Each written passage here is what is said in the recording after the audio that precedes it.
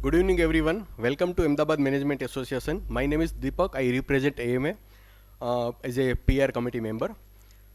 Today we have two topics. One is book discussion, and the second is panel discussion. So the book name is Nari Shakti, Women Take Center Stage, and after that we have a panel discussion on women as leaders, challenges and opportunities.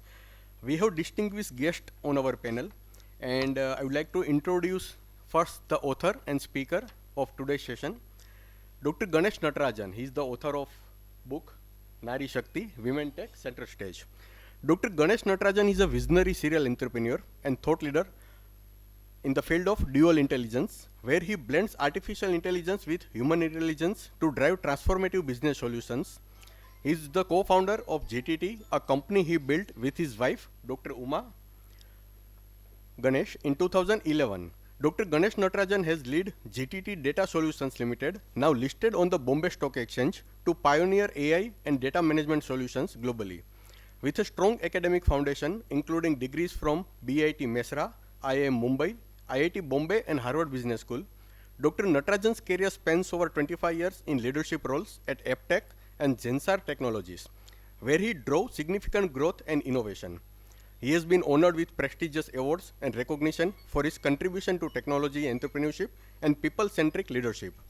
Alongside his corporate ventures, he has also co-authored and authored 14 books, held significant roles in organizations like NASSCOM and TIE, and advocates for mentorship, self-confidence, and market-driven innovation.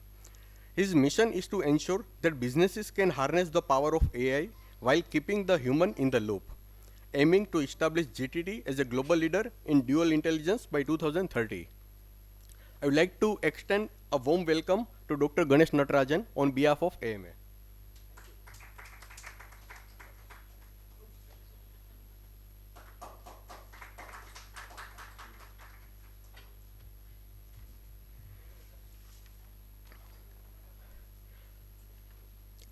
After the address by Dr. Ganesh Natarajan, we have a panel discussion where we have a distinguished guest.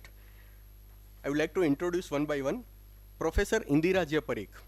Professor Indira Parikh is the president of ANTARDISHA, Directions from Within. ANTARDISHA is a private entity creating a space for individuals, collectivities, organizations and institutions to have a dialogue to discover themselves, to review their past, to reflect on the present, here and now, and renew themselves for the future. Professor Parikh is the founder president of Flame University Pune until 2015.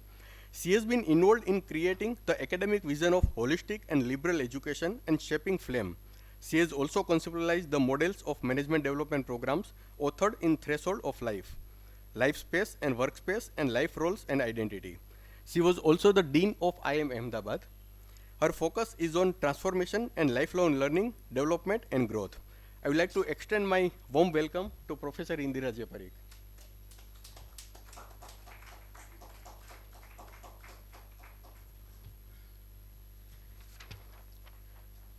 We have Mr. Arvind Thakur. Mr. Arvind Thakur is the Vice Chairman and Managing Director of NIIT Technologies Limited. He is a seasoned technology leader serving on the Board of Management at NIIT University, the Board of JK TechnoSafe Limited, and as a trustee of NASSCOM Foundation. He has been the CEO, Vice Chairman and MD of NIIT Technologies, now Coforge Limited, leading its growth into top IT services provider until 2019. A distinguished alumnus of IIT Kharagpur and IIM Mumbai, he has played key roles at NASSCOM, National Skill Development Center, CII, and FICCI. With a career spanning leadership, entrepreneurship, and industry advocacy, he continues to contribute to the tech and education sectors. He is also actively involved in alumni initiatives at IIT Kharagpur. Passionate about innovation and skill development, he remains engaged in shaping the future of the IT industry. I would like to welcome Mr. Arvind Thakur to AMA.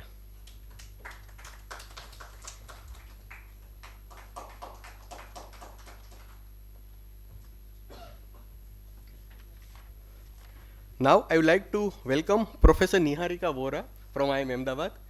Ma'am, it's been time to meet. I was with IIM Ahmedabad as a communication head, and I was interacting with Professor Vohra. Professor Neharika Vohra specialized in behavioral science and currently working as a professor in organizational behavior area at IIM Ahmedabad. She holds 2 postgraduate degrees and PhD from University of Manitoba, Canada. She was the first rank holder in graduation and post-graduation in India. Holds extensive experience with the corporate sector as an independent director, consultant, coach, and mentor. She has been involved with a large number of top companies in executive education. She has served as a chairperson of IIM Ahmedabad's doctoral program, now its fellow program in management. She was also the editor of Vikalpa, a leading journal publishing from IIM Ahmedabad. She has published over 70 peer-reviewed research papers and citation of over 3,000 in Google Scholar. She is top-level international and national journals and authored 3 books. On behalf of AMA, I am also welcoming Professor Neharika Vohra.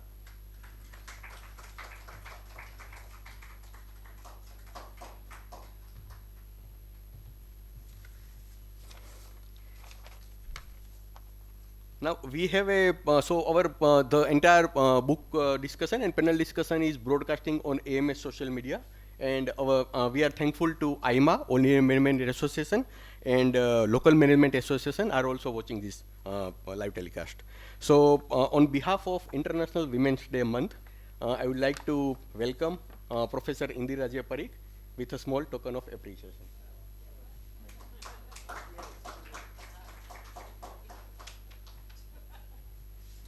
And also to Professor Neharika Vohra.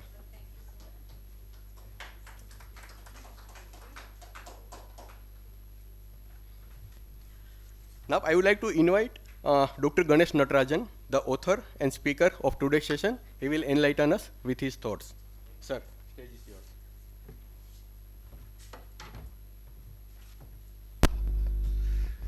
Good evening, and first of all, thank you very much to AMA for giving me this opportunity to do this evening with you, all of you.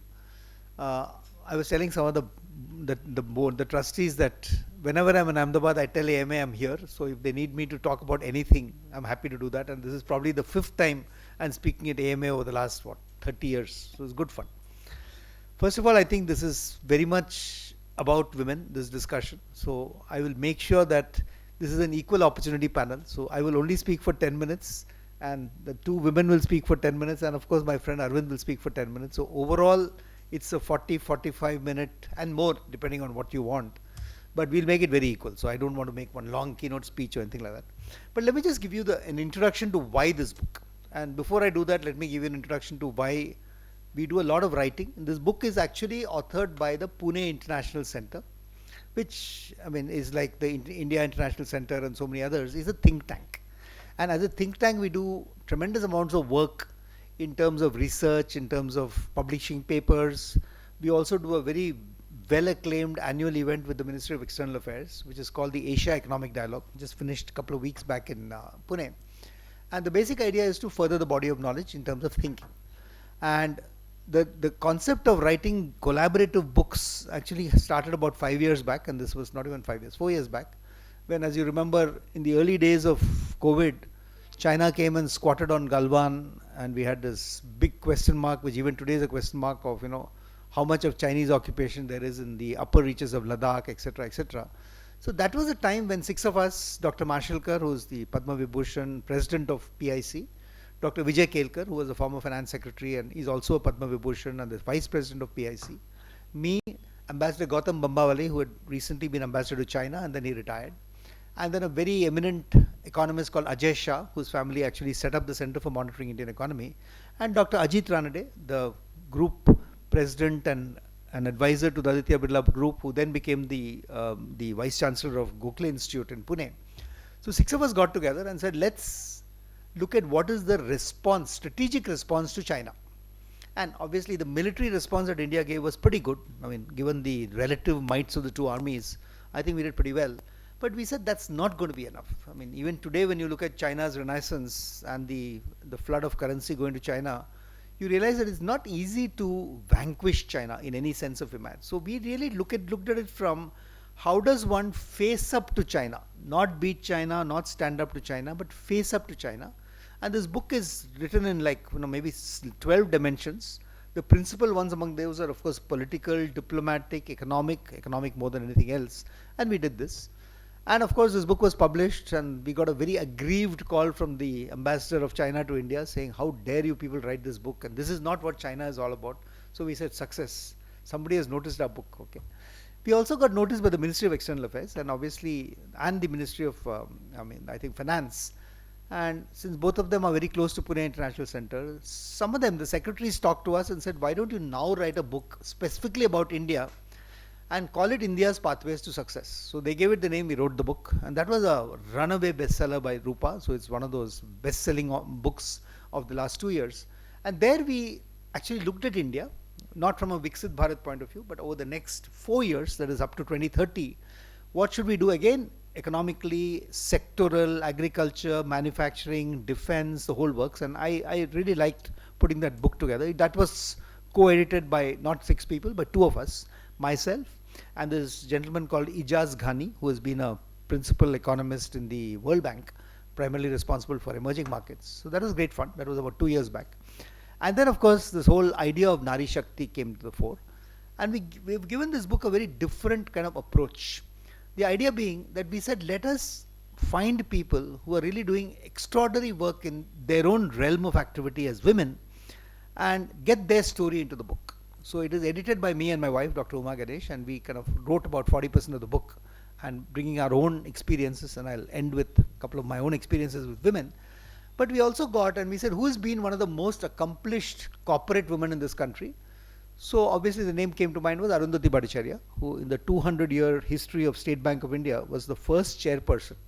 And she's written some very authentic, original stuff about what it took a woman to reach the highest echelons of State Bank of India, and in what used to be a largely male-dominated financial services environment. And that is an amazing one. So she's one. Then we got a couple of great success stories. A woman called Sushma Rajgopalan in the US, and a lot of people from India to write about their success stories in breaking the glass ceiling and so on and so forth. We also got an amazing social worker. I don't know how many of you have heard of an NGO called Educate Girls, which is probably the most funded NGO in India and works on putting tribal children back to school in the upper reaches of Uttar Pradesh, Madhya Pradesh, Rajasthan, and now Bihar. And Safina Hussain, who founded that, she's my hero. I mean, she's just amazing in terms of her vision, the clarity with which she approaches the problem. So she's written a full chapter on this. We also got a very young woman called Pooja Goyal. Pooja has been a serial entrepreneur, built and sold 2 companies, and is today the CEO of an entity called Udayti Foundation. Udayti is doing a lot of work on women's policy towards women. So she's actually very eloquent and makes a big point happen. Then we said, let's find a few people outside India. And I found a very young woman called Nikki Barua. Nikki, just to give you her background, I know her for the last 10 years, and because I met her in Guwahati when her father asked me to meet her because she's just finishing her graduation. And 10 years back, then she moved from, like many of our family members, moved from India to the US. Okay, and she started working in the US, became an entrepreneur, built a very successful technology company, sold that, and then decided to primarily work on women's causes. And her chapter is not really a chapter, her piece that in the book is quite amazing because she really talks about what it takes for a woman to succeed in corporate America. I mean, I see that playing out in my life because my daughter is a cancer scientist in Sloan Kettering Hospital in New York. And I know that when she started becoming very successful, she was the poster child of America in the sense that she was brown, she was a woman, she was young. So everything that Jewish America wanted from a New York point of view. Today she's successful, she's young, she's brown, she's a woman, and then she's finding what it takes to be successful in America. Not easy, okay? If you're up to a certain level, it's not a problem at all. It's a very, very equal country. But beyond that, if you got to really succeed in your life, it's not easy to be an immigrant. Okay? So it's very interesting. And Nikki actually then, to complete her story, met while she was working on women's causes, she met another woman called Monica Marquez. Monica is Mexican, okay? And I remember when I met her in Los Angeles about 4 years ago, she said, "You got to come for my wedding. We're getting married in Mexico." So like typical male chauvinist man, I asked the next question saying, "Who's the lucky man?" She says, "No, I'm not marrying a man. I'm marrying Monica Marquez." Okay, so I mean, it took me a minute to kind of jolt. Okay, and then her parents were there for the wedding from Guwahati. They're very, rural part of Assam, and it's absolutely wonderful. So they live very close to where we live in New York, and it's a amazing story to see how successful they are. Today they have an international portal on the web called Beyond Barriers, and Beyond Barriers is helping thousands of young women to find their own in life. So I won't go on and on. There are 14 contributors to this book, but I mean, do have a look at the book if you get a chance. And that was the idea. Most important, I think we also got a lot of people from different walks of life to talk about their experiences with women. So there are many men who have contributed to the book, including Dr. Mashelkar and Dr. Vijay Kelkar and quite a few others. Ajit Ranade is one, Ijaz Ghani is another. So different perspectives on what it takes for women to succeed, and we will of course discuss that in the panel that follows. But my own experience with women is that I remember, I mean, I started my career after finishing in what is now called IIM Mumbai, NIIT, in a very traditional manufacturing setup, a company called Crompton Greaves, and very, very male and hierarchy oriented, which used to happen in the 80s when I started working. And my first eye-opener came when I joined NIIT, and in fact Arvind was my boss in NIIT, and because it's a very open kind of company, so in the sense that there is no difference, there's no equality issues between men, women, and it kind of opened my eyes. So when I then became CEO of this company called Aptech at the age of 32, I decided to pretty much implement all these good ideas. So we built a company where 72% were actually women, and almost 40% of the people in leadership were also women. Thank you very much. So this is how we started. And again, when I then moved from Bombay to Pune, Aptech, to a company called Zensar, which is part of the RPG group. Again, very typical environment. So I went there, and the first question I asked was, okay, how many women in leadership? And in the technology industry, I know how many of you are aware, it starts with 52%, because in your engineering colleges today, 50% are women, which is very good news. But it very quickly tapers off, because as women go into middle management, especially because of marriage, children, etc., they tend to drop out. So it becomes like maybe 30%. You go into top management, it comes down to, if you're lucky in an organization, it's 10%. You go to the board level, then you have this board representation for women. So you wonder what happens, okay? And I'll give you one anecdote. When I joined Zensar, out of 13 people in senior management, one was a woman. That was our company secretary, Asha. 3 months after I joined, she came and said, Ganesh, I'm leaving. I said, now what happened to you? She said, no, yesterday I went home. My mother-in-law told me that your son, her son is 7 years old, got only 97% in his math exam. If you had been staying at home like all the other mothers, he would have got 99%. So she quit. Can you believe it? So I don't know whether to blame Asha, blame the mother-in-law, blame the environment, I don't know. But this is some reality of women. So I said, it was almost a jihad for me, saying that, look, in the next 10 years, we got to redress the situation. So I'm glad to tell you that when I retired from Zensar in 2016, out of 17 people in senior management, 13 were women. 13, okay. And even today, the COO of Zensar is a woman. And we found that the whole organization felt much freer and was more evolved because of that. And even today, the company that my wife and I just listed on the Bombay Stock Exchange, 72% women. We have had 3 CEOs in that company. All have been women. So I'm now a great passionate believer in women. And somebody was asking me in Mumbai last Monday when I was speaking at this Shakti conference, saying that we believe that you are an equal opportunity person. I said, no, I'm not equal opportunity. If there is an equally competent man and a woman in front of me, I will pick the woman anytime. Okay? And I'm not making it to make a political point. I just feel that the commitment that women have, whether it's in politics, whether it's in agriculture, whether it is in medicine, or for that matter in the corporate sector or social sector, is of an order of magnitude better. And which is why I believe that Nari Shakti, what you said, women take center stage, is, I think, critical to the success of ourselves as a nation. So this is my broad pitch on the book and what we wrote. So let me tell you what we'll do in this panel.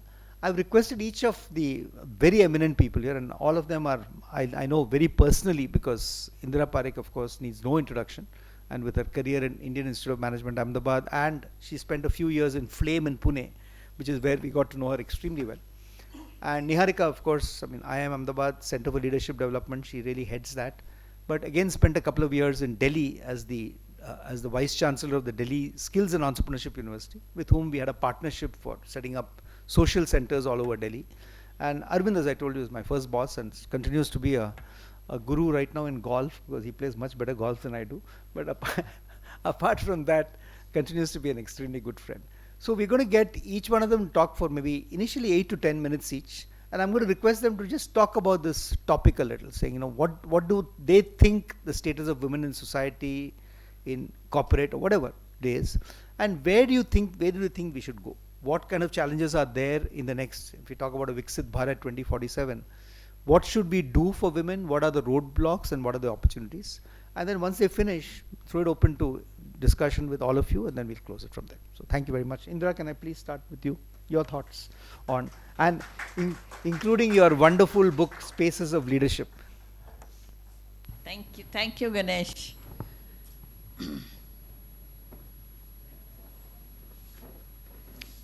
I started my work with women as women to train them to get into higher position was in 1979 when I first did the Women Managers program in IIM Ahmedabad. It was called Women Managers Issues of Role and Authority. That was the name of the program. And nobody thought I should do. They told me the programs are calling women, but the women were not there in the program. So what I did was, finally they agreed that I could hold the program. So I went from company to company to company. Then they were personnel managers and not HR managers, and asked them, would you sponsor your women? And they were really shocked. They said, what, sponsor women for what? I said, training program in IIM.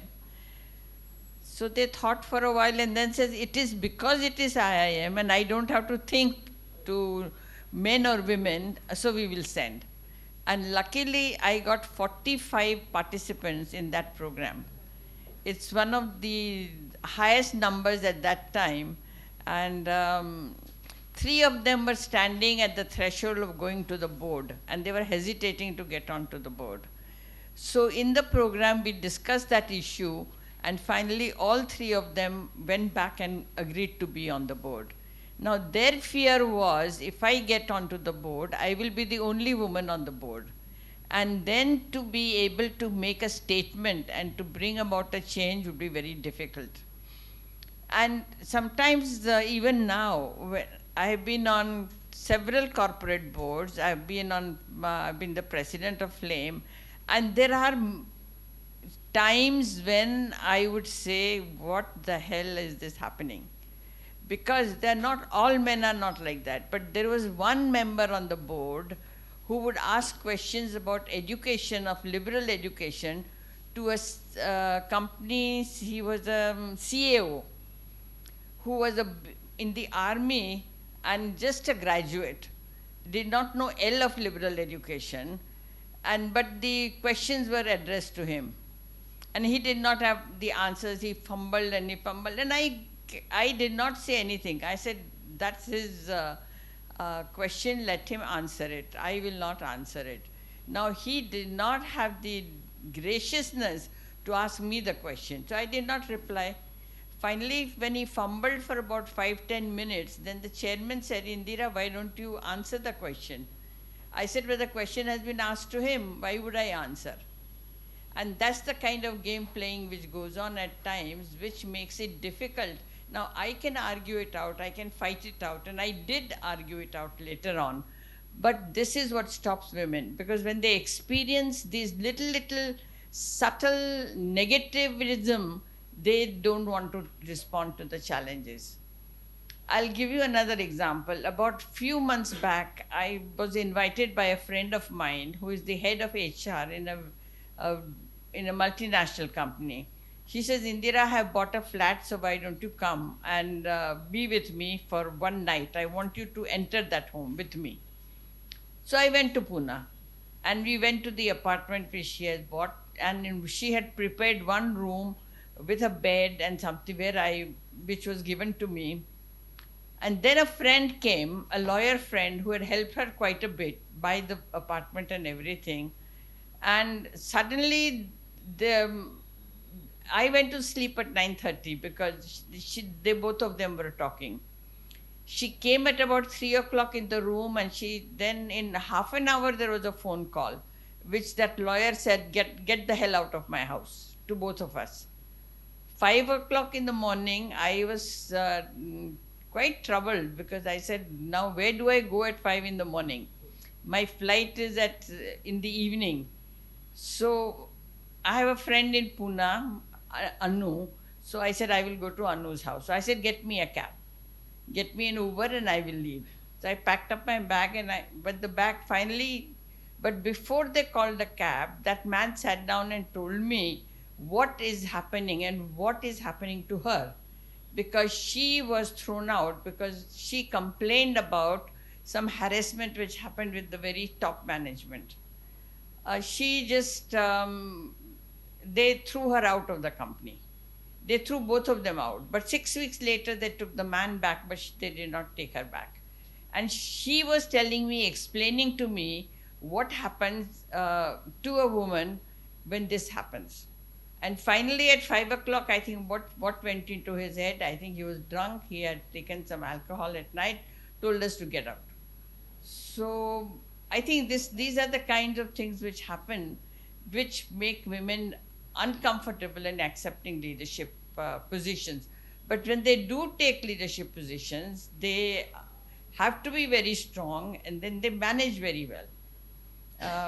I was 10 years as president in Flame and I ran the institution, but my focus was the institution. And there were just too many responsibilities because we were starting the institution. The first time liberal education was not heard about in the country. There was no other colleges of liberal education. So people would ask all kinds of funny questions. Liberal education means, can they do anything what they want? Can they run around as they want? I said, no, liberal education is a philosophy of education which is different from traditional arts, commerce and science. It is something lot more holistic, and a child gets a very wide exposure. But they would ask such questions to me. Liberal means, do you give them freedom to do anything what they want? I said, no. And I'll give you one example of a student. She used to wear spaghetti strap t-shirts and hot pants in the college. And in the campus, there was a norm of dress code of when they came and how they went to the classroom, how they went to when they came to the chairman and president's department's wing side. And one day I saw her in a salwar kameez. So I was a bit perplexed and I was looking at her and she was begging with her eyes not to make a comment. So I kept quiet. Then her father, she was with her father. The father had come to see her. Then the father came to my office and says, Madam, आपसे एक बात करूं? मैंने बोला करिए. बोले यहाँ लड़कियाँ क्यों नंगी घूम रही हैं? Now I did not say that your daughter is one of them. I said these are youngsters and this is the way people dress. नहीं मैडम आप इसको ये सब रूल बदल दीजिए. इनको उनको कपड़े पहनाइए, नंगे मत घूमने दीजिए. And then this girl came after 2 years of graduation. She came to meet me in Flame and I said, how are you? By then she was married. She says, ma'am, I'm married in Rajasthan and I'm wearing up to my chin gungat. I mean, look at the transformation. And मैंने कहा कि you just do it. She says, what can I do? I can't even wear a night dress in my own room. I'm not allowed. I have to wear a sari. वो नहीं आते एकता कि women wear with that jariyal sari go to bed. So she had to do that. And so the question is, when these women cannot go up very high because they are stopped by the family dynamics, they are stopped by the mother-in-law, they are stopped by the society around them. And therefore, even if they're not allowed to do one step ahead, how can they get into leadership positions? Now, when I was coming to IIM from my home, I was driving a car. They used to say, ye pagal hai. And my husband didn't like driving, so he would sit next to me and I would be driving. All the more she's ye to pagal hai. उसके husband को गाड़ी नहीं चलाने देती है, खुद चलाती है. So all these kinds of comments were made, but this I'm talking about the 70s. So now I don't think, now the world has changed quite a bit. But there are many things which keep continuing, which inhibits the women. to take on major responsibilities. And in about 80s, I did a research where I categorized women into three parts. Job-oriented women, they were happy being 9 to 6, taking the money home and making sure their children had good education. Their money was spent on children's education. Then there were career professional women, career women who were these very competitive, highly competitive, all these professional management schools and IIT schools coming out. And most of them, quite a few of them were not married. They would not marry because even now, women after education want to work because they don't want to marry. In the book I have written in my leadership book right now, there were many women who said, "Humko kaam karna hai," that would protect us from getting married. Because once you get married, the whole social oppression starts. And that has not changed much generally it might have changed, but if you look at individual homes, it is very difficult for a woman to say, I'm going to work, and then come back and not be able to go to the kitchen and start cooking for the whole family. I mean, this is the pattern. Once they become very senior women, professional women, they can create an equilibrium between their home and their work, and they are very highly professional. And there's three categories of women.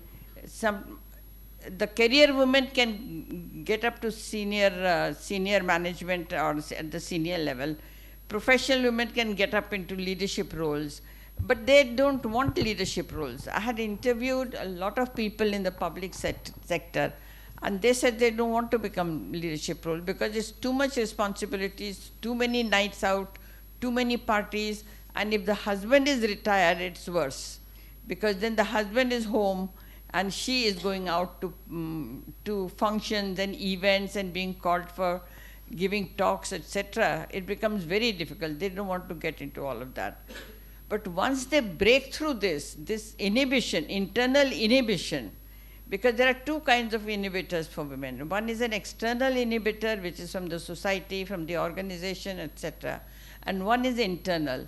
One, they struggle and break through the internal and take the first step to take a decision for themselves. Okay, this is my decision, this is what I want to do. They can rise to the leadership role, because then slowly and steadily they build up their own space, they build up their own voice, they build up their own perspective. They have a philosophical viewpoint, they have a perspective, a much larger perspective, and they have a larger vision of the institution they are a part of. So these are the transformations I have seen over the years from 1979 to now. The first program was 79. And then I did lots of programs in Africa, across the, and then Southeast Asia.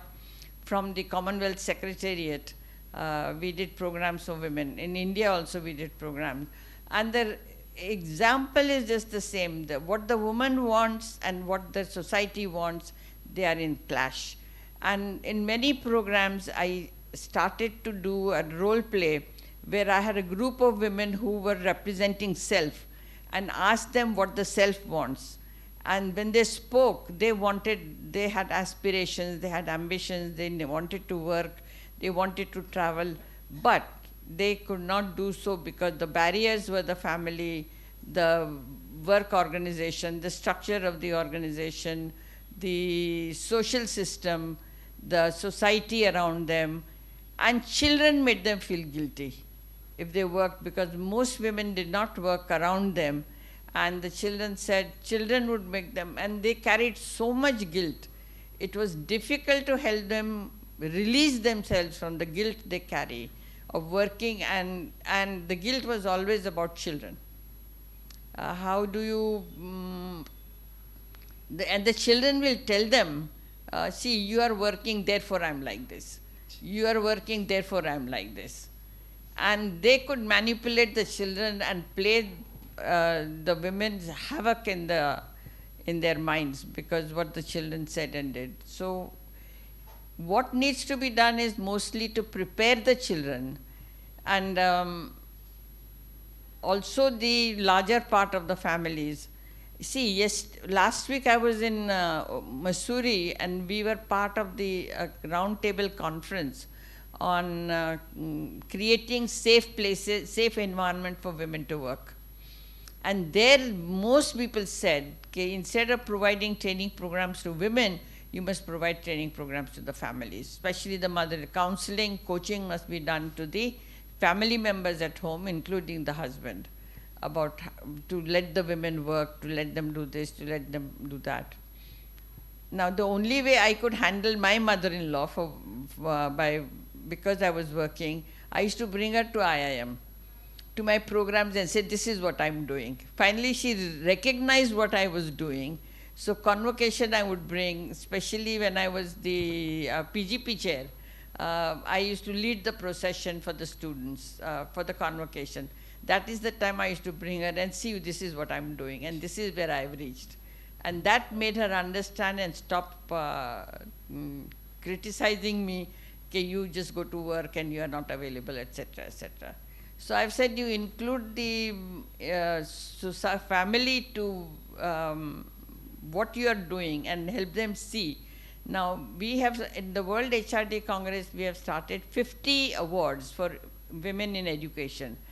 And after about, this has been about 6-7 years. Now the women are saying, okay, because I got the award, my respect in the society has gone up so much, because people say, no, she's doing something worthwhile.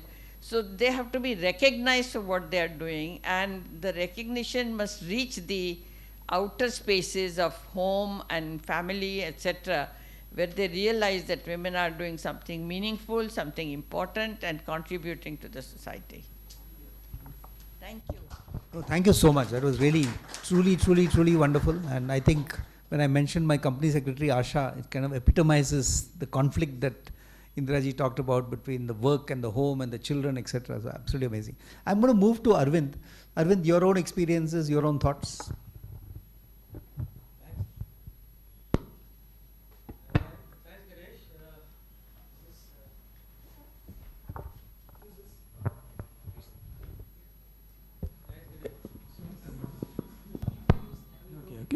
अब ठीक है?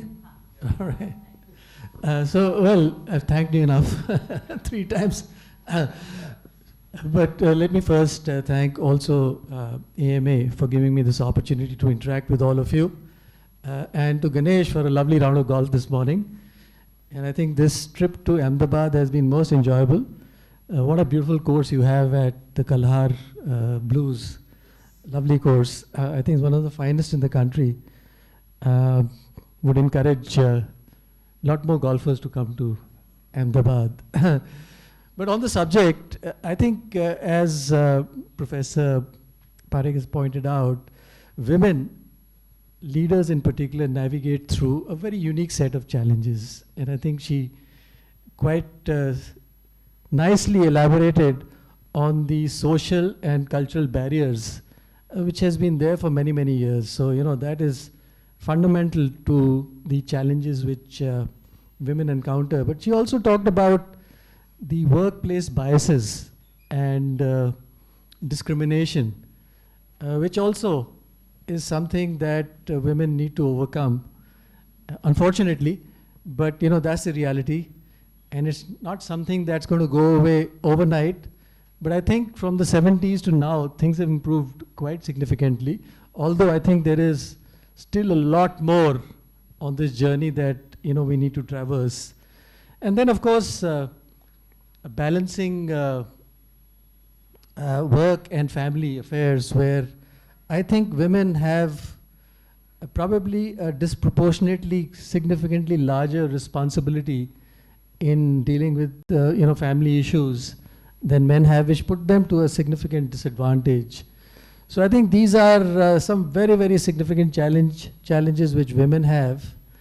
But I think things are changing, and there are now opportunities, which are emerging.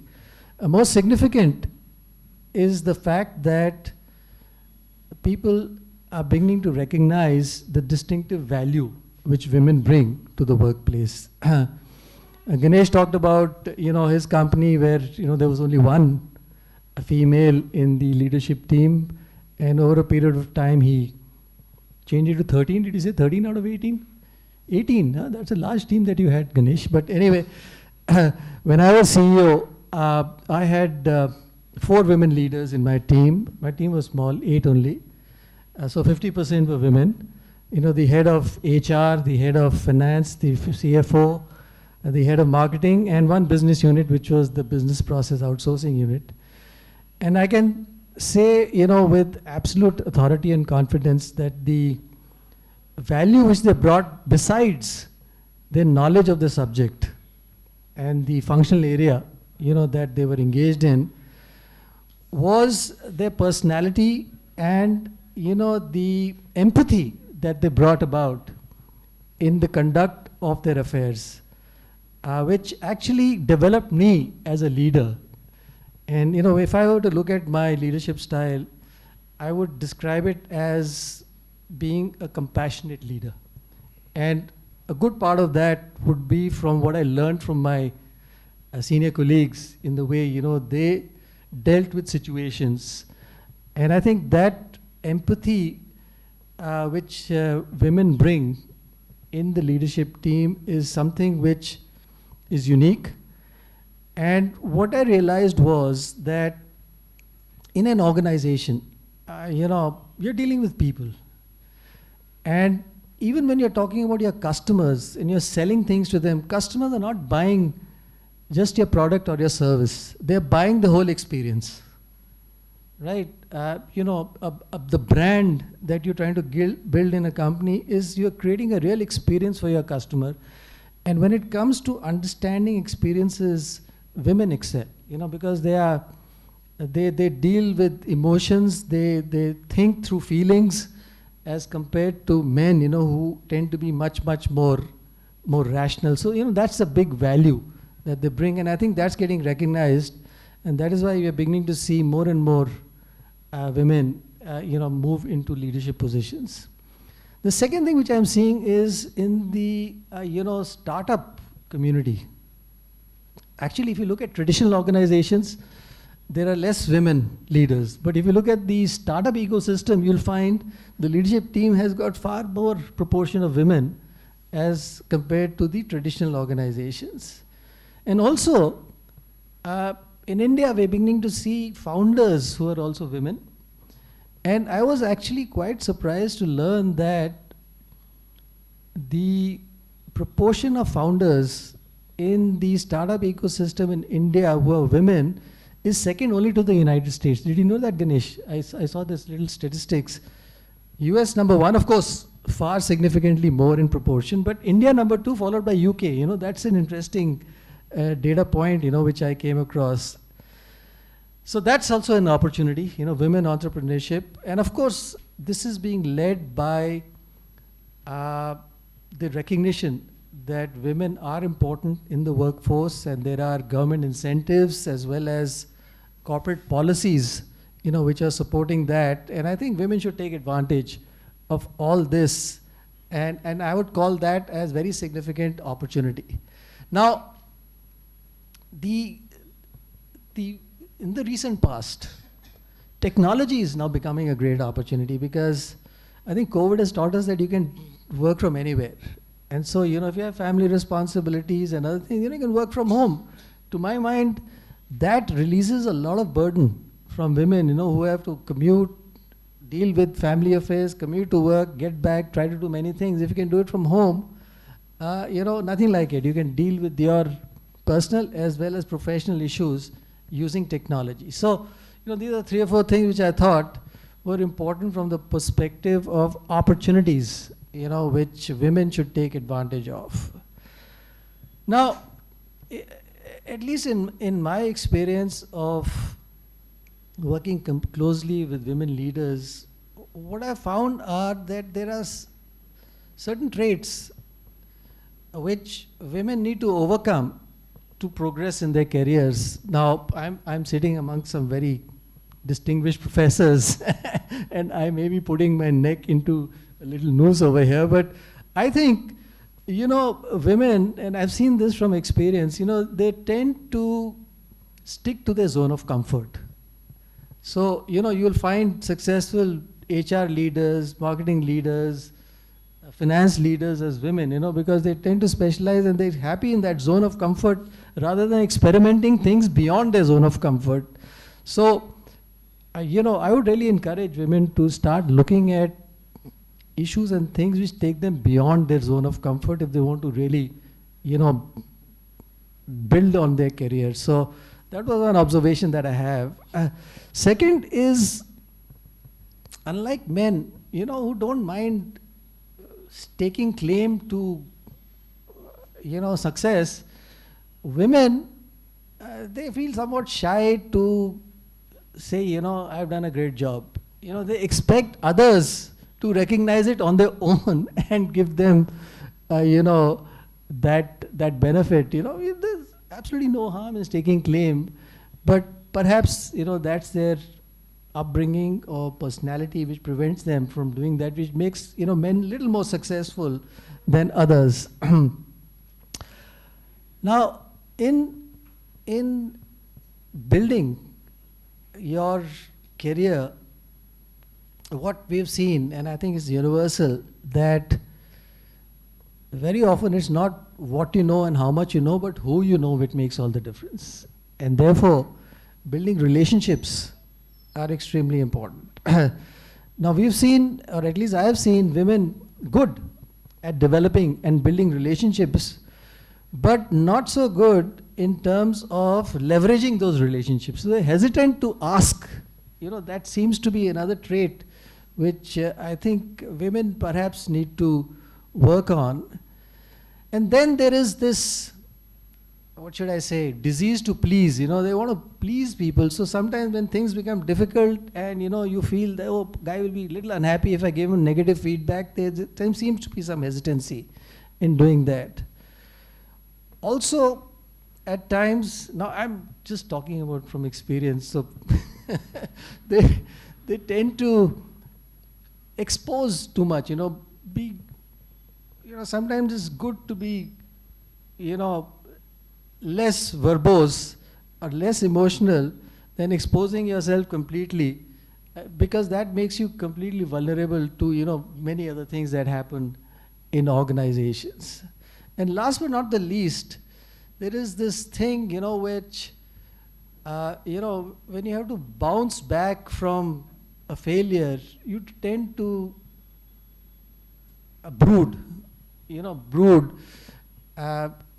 think too much about it, rather than, I'm just comparing it to, male colleagues, who, if you fail, just push it aside and get on with it. But, women tend to brood a lot about it, and then they get upset, and, that affects their, impacts them quite a bit.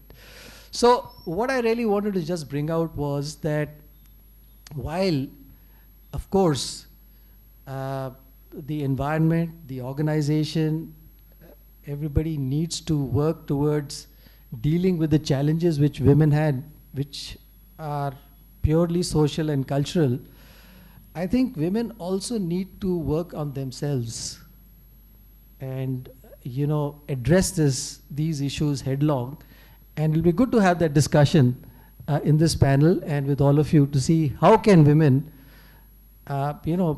take the step by themselves to deal with some of these challenges.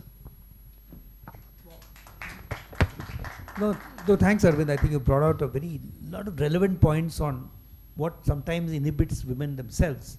And I was just thinking while you were talking about women, so many women entering entrepreneurship and doing startups today, that if you're a young lady with the noodle straps had decided to do a startup rather than getting married into a traditional Rajasthani Haveli, maybe she'd be happier. I don't know. So it's a question of personal choices.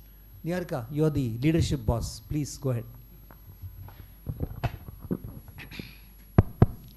All right. Thank you very much for giving me the opportunity to speak. And when you come last, you either have nothing to say or you have a lot to disagree with. And I'm going to disagree. Actually, based on research, experience, and a lot of work that I have been doing. It seems like a very good thing to say that there are lots of women who are in startup. I have numbers because I've done some research on it. 18% of Indian startups have women founders. Just 5.5% of the total funding goes to companies with women as founders and co-founders. And for companies with only women founders, this percentage drops to 2%. And this is data from 3 days ago. Yeah, so I'm not making this up, and we can, I can substantiate it. So there is, and this is not just, this is just for the startup data. The women leadership data also reads very poorly. There's all kinds of data that doesn't support the fact that we've made progress. Yeah. Yes, we have made progress. Yes, there are possibly fewer girls who are, accepting that after they have studied, they are going to go into a house where they have to wear a ghungat of this kind, and so on and so forth. We've all made those strides in our lives. But at the same time, there are multiple things that are at play, and it is a lot more complex than this. It is very easy for a man to sit up and say, and I'm not saying you particularly, but for us, for somebody to say, look, you should be very confident about your competence, yeah, or your achievement. There is enough research to show that the competency likability or the competency warmth dynamic does not work the same way for men and women. Yeah, if you're competent and warm, that's perfect. That's how leaders should be. You should be competent and warm. That's exactly where we want to be. But imagine a woman who's really competent. She's not seen the same way. Imagine a woman who's really warm. She's also not seen the same way. I'm too much of a mother if I'm warm. I'm too much of a bitch if I'm competent. Yeah, and if I'm competent and warm, people don't know what to do with me. Yeah, so that's the reality. And I'm not talking about myself. I'm talking about that's the reality for women. And therefore, I think it's easy for us to say, look, you should, stand up and say. But imagine when a woman really stands up and talks about her achievements, people say, well, you should be modest. Yeah, where is your modesty? Yeah, and this is not only in India. This is across the world. Yeah, this is not just for India. So I think it's we all walk almost like on a tripwire, right? You do this, it's not good enough. You don't do this, you're not good enough. I have had colleagues, women colleagues, who have said, I'm for this last month not been paying attention to my child because I've been really busy with something that matters at work. And I've seen people's faces like, yeah, they don't say it, what kind of a mother you are. Yeah, but it's written on their faces. When a man says, look, for the last 1 month, I have had no time to go home, or I've not been doing this, everybody's like, that's perfect. But children at home require both mother and father, right? And it is okay for a mother to sometimes not be fully available, and it's okay for a father not to be fully available, because no child or no family requires 100% for every time. But at the same time, we hold people to different standards, and that is why women, even when they do, commit more than what they need to for work, they also hide it, because when they do it, it is often seen in a certain way. Also, she has to leave? It's okay, it's okay. Also, I think with women, there is an easy acceptance of low expectations. So for example, if as a woman I say in my family, look, I'm having a difficult time adjusting, or the child is not studying and so on and so forth, everybody says, "Theek hai, take a break." Yeah? The same is not told to a man. If the man says, look, I'm having difficulty adjusting, or my children are suffering, their education is suffering, everybody says, please hunker down, keep doing. There's somebody at home who can take care of it. So there is a tyranny of low expectations. When I was at the SCU, I would always say, we have a tyranny of low expectations from people who are not very rich. We also have the same tyranny of low expectations from women. Right? And if everybody in the world tells you it's okay, don't be ambitious, don't do this, don't do that, it's very easy to take a break when you could have actually just put yourself down and gone further with it. And I can give you many examples of where the tyranny of low expectations actually makes a difference. Yeah? I also want to say that, there is a narrative, and that narrative is done out of good faith. I think people who are very, men and women who are very open-minded will say this, that women are special. They bring something special to the table, right? Now, I have a difficulty with that, right? We are 50% of the population. There are good and bad women. There are women and men with normally distributed capabilities. There are women who are very good at managing emotions. There are men who are very good at managing emotions. There are women who have no clue how to manage emotions, and there are men who have no clue how to manage emotions. When women are already burdened with this, that women are special, right? One, I feel almost that I have to do it. So there is a extra care burden that women take at the workplace. Caring for the men, caring for the situation, caring for other women, caring for this. Why do I need to take this burden? I'm doing it at home. Why have to do it at work as well, right? So that is one thing. Like if there's a meeting that's going on and somebody is coughing, yeah, very often a woman will get up and try to give water. Men can also look at it. They can also give water to that man, to whoever is coughing. So again, there's a thing. The problem with women, a special narrative also is that when they trip and when they make a mistake, and they are bound to make mistake, especially when they're visible and when they're doing all of that, they are put to special scrutiny. They are held to different standards. Look, men and women both make mistakes. But when a woman makes a mistake and she's already saddled with this, you have to be special, you are special, you have different skills, you have different things. When she fails, she has nowhere to hide. There's no place to hide, because people are watching her. People are watching her. I mean, we've seen that in public spaces. All the women who have been successful and they've made a mistake, they have been held to different levels of scrutiny and different levels of criticism as compared to men. I'm not naming names. I'm sure you all know who I'm talking about. So this is something, again, that I think, again, as women, we get set up to fail. We get set up to either extremely low expectations or extremely high expectations. I simply can't be normal. Why can't I just be normal? I also go and do my work. The one other thing that I want to talk about, and I can talk about this for ages, and also being a professor, you can always just hold the mic and speak all the time. I think, and so therefore I will limit myself.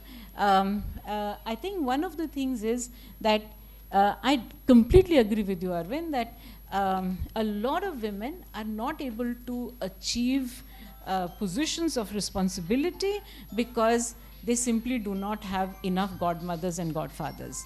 How does one develop godmothers and godfathers? I think that's a whole process that is, take care.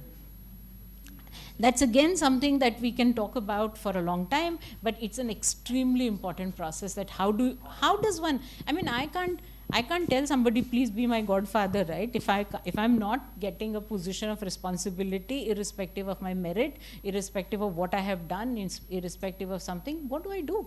What do I do? How? I just think. I was just speaking to a student of mine just now. Women also have a very interesting thing, right? So when you're young, you're not taken seriously. When you're middle-aged, you might have some level of interest. As you get older in the system, you become irrelevant. Yeah, men don't become irrelevant. Older men are offered more positions of responsibility. Older women are seen as, she won't have energy, or I don't know what they think, I have no clue. But the fact is that you're not offered. You become very quickly irrelevant. You're not seen as wiser, you're not seen as somebody who's experienced, you're seen as somebody who should retire soon. And you become invisible. A lot of older women talk about invisibility. They're just invisible in the system, they're just invisible. You're no longer the pretty person, you're no longer the most attractive person, you're no longer somebody who, and I'm sorry I'm bringing all of this up, but that is one of the realities that exists. The last thing I will say, I was doing a program, just like Indira was sharing about her women leadership programs. I was doing a program for women leaders. I will not name the company, but it is one of the largest IT companies in the country.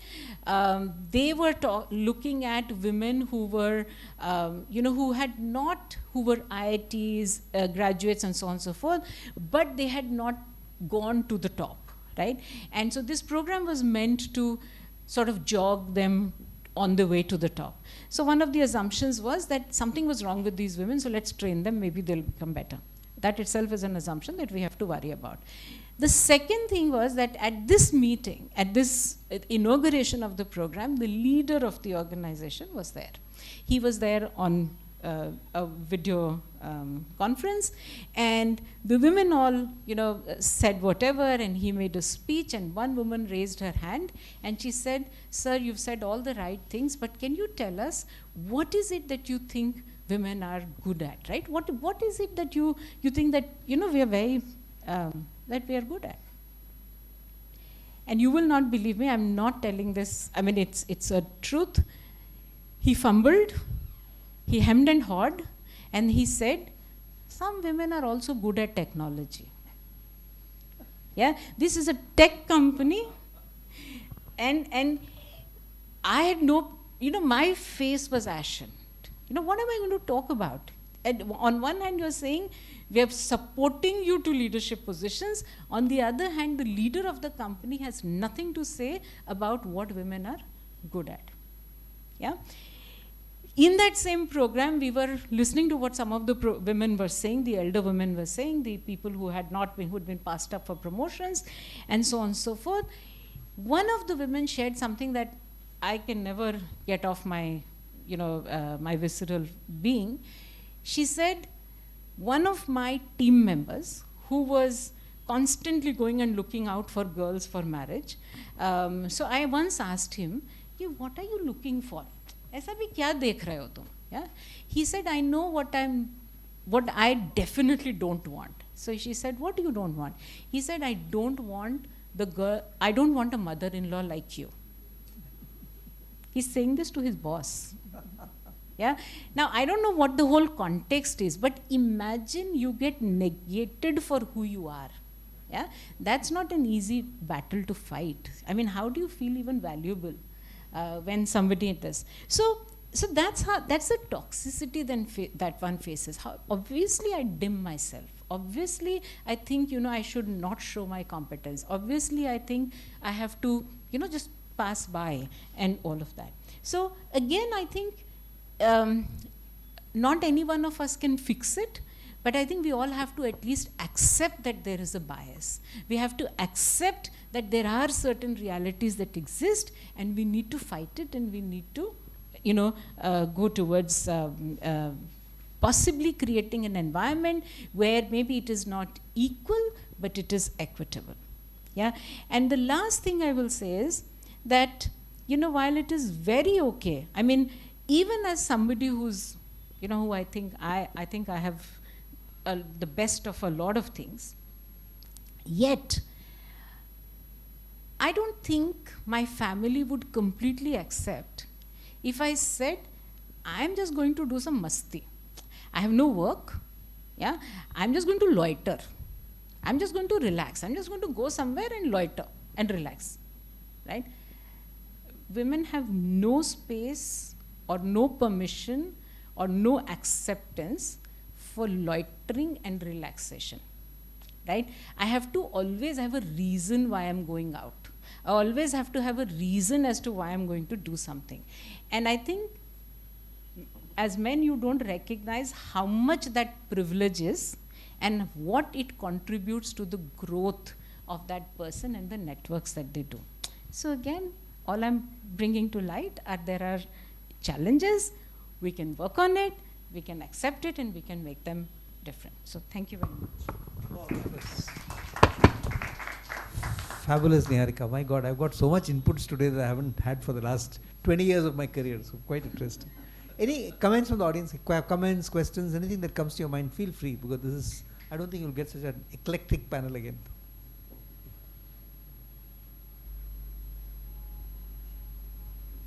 Sir, I'm expecting to ask the first question.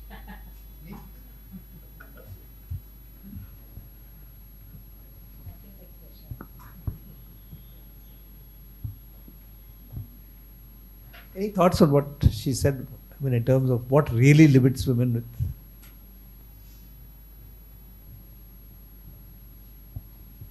What do you say about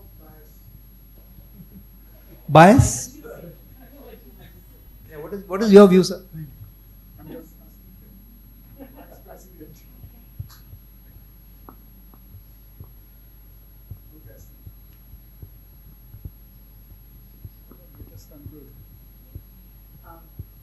Yes. I would agree to certain things that you said, that equal opportunities don't exist at times. At this stage of life, I'm at a different level, but when it was my first job, like I went to do a job at a company called Anagram Finance, and it was my first year, and I was learning about insurance. So we were on that summer trainee thing, and with me there were other two male colleagues. So they got the opportunity to go on the bike with the senior people for assessments and stuff. Whereas I had to sit on the computer and find out what percentage we are allocating to whom. So one day I went there and I asked that, I also want to go on the field trip.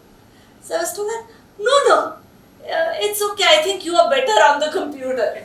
So it was a time, I think that was probably 95, 97.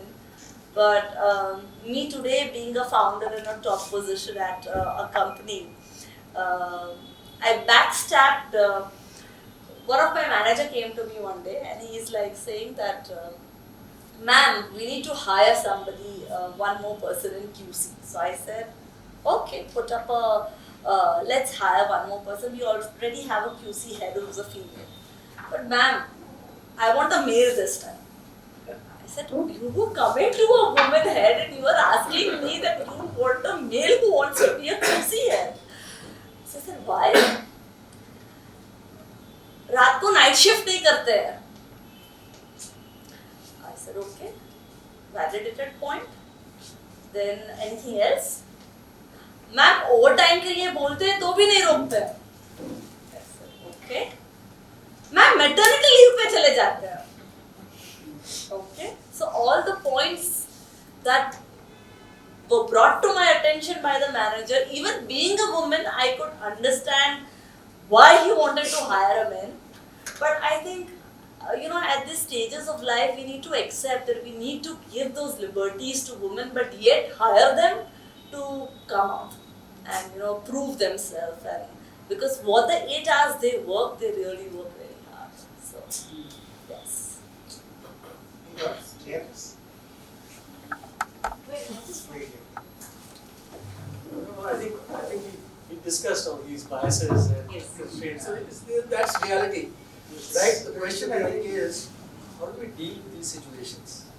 Yes. Right? But, And we have to deal with as situations you, in the sir, as you also made the point that there are only few departments where you see the women and then you don't see, like in my company in operations or in sales team, I have no females over there because they are not ready to go on the field and work in the odd hours.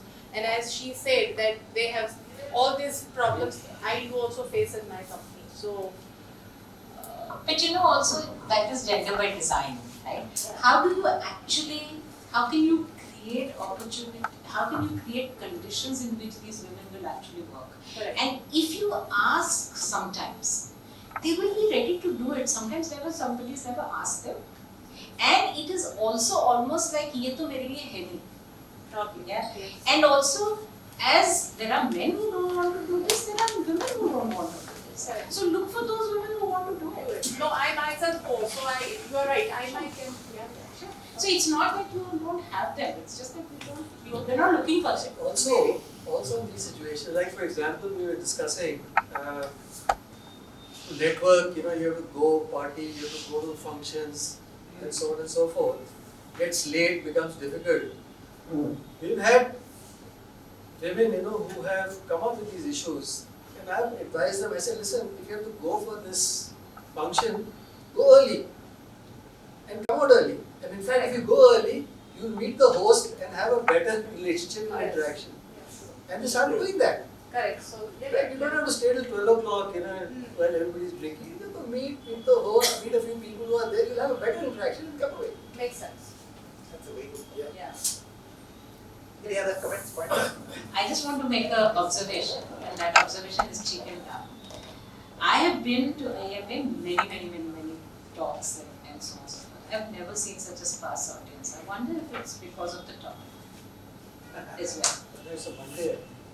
No, I've been here on many weekdays. I always find AMA has a lot of audience. And why is it that Bustling with people, Yeah, but even we are surprised. Yes, Yes. yes. Even I'm And very so I surprised. think it's important for us to also think about it. Yes, as an yes. organization. Prof. Thakur, I would like to make a comment on this. Not about the why we have a less audience. I was discussing with Dr. Indira, she is the world economist, basically. And she was telling that nowadays social media and domestic violence are taking a very huge perception about creating women responsible, women on behind men's suicide, basically. So recently we had a case in IT company in Bangalore, Ahmedabad. So any take on this, why people are taking wrong perception about whatever the incident was. But any key elements, do we have any research on this? I don't know about research, but I'm really sorry that again, either we make them as devis or we make them as villains. Normal human being rakho na. Correct. Yeah, and I think that's the whole point. Too much responsibility either way, or too little. But I've had a very interesting question. We were doing this session in Hyderabad about 3 weeks back, and a woman got up and asked this question saying that, look, can you please tell the government of India to cut the maternity leave back from 6 months to 3 months? I said, why? She said, look, so many of my colleagues are not getting employed because of this inherent feeling that men have that we hire this woman, especially if she's in her early 20s, she'll get married, she'll have children, there'll be discontinuity for 6 months plus another 3 months leave without pay. It's very interesting, the kind of perception that, and I can say for a fact that yes, people do think twice before hiring a woman in their 20s because of this. So sometimes, all these environmental issues also come in the way of creating either conscious or subconscious biases. Something that we need to be. And your social media point is very well taken. I completely agree. I want to say one thing. See, pregnancy is such a planned thing, and organizations plan for all kinds of things, and maximum you'll have to plan for twice. So I really don't understand what the issue is. Right? Everybody has slumps in their careers, right? Father will fall ill, you'll have to have, and it's unplanned. ये तो planned है, इसको हम नहीं अगर कर सकते तो what is the big, what are we really talking about? Very well said. Yes. But try telling it to all the men. It is a planned thing, and I think she has a point over here. Of course. And the point that organizations have to deal with this reality. That there will be pregnancies. Right? So how do you make it comfortable for the woman to deal with that? and for the men also in the group. Foreign is giving paternity leave as well. No? Yeah. Maybe No, but you'll be 3 months to both. No, but you'll be surprised. Like in my daughter's lab, for instance, she was back in her lab 1 week after delivering her son. Oh. There's no concept of maternity leave. It is there's no government rule. So the organizations have to decide. So it's a very different kind of environment. So very difficult to say whether we are doing the right thing or not wrong. Yes. But you know what the Americans and organizations are doing? They're asking the woman to freeze her egg. And then when she is free, then they can have she can get the baby out. It's such a humiliating thing to do. Yes. Yeah. No, but I think the important thing is how do we change the social fabric? If you ask me, the social fabric has to start changing in families. So for example, the stereotype roles that boys and girls have, can families start working and bringing about that change so that, when they go to life, responsibilities are divided. I think we have to start from there, right? It is a company in Japan. I was on one of on their boards. In Japan, they take women who are 35. They ever had children, And because after the World War, the men died, a lot of men died in Japan. So the women became widows. So they made it a point to give work to women. And their whole companies has women employees. But they take them when they are 35, they've had their children, and they are in school. So if you, and also I think our late marriages are becoming, creating a lot of conflicts. Because by the time you marry late, then you have a child, that is the time when you are at the peak of your growth of your career. That is the time the child arrives. Then it doesn't work. There's an immense amount of stress. So this kind of change has to come in the organization. That maternity should not impact the woman's career. Right? So one aspect is from the organization. The other aspect is from the family itself. How do they jointly take the responsibility That's right. to deal with this phase in life? So it has to happen from both ends. To if the and India is possible for the families to support and look after the children. Any concluding thoughts, Monica? Spoken much. Yeah, please. Thank you very much. Thank you all. Thank you very much, Dr. Ganesh Natarajan, Professor Indira Parikh, Mr. Arvind Thakur, Professor Neharika Vohra, for enlightening us with your thoughts and insights. The book is available outside on the table, so in case if you are interested, please have a look at it and you can buy it also. Thank you so much on behalf of AMA. Thank you so much all the dignitaries and distinguished guests for coming. Thank you, ma'am. Thank you.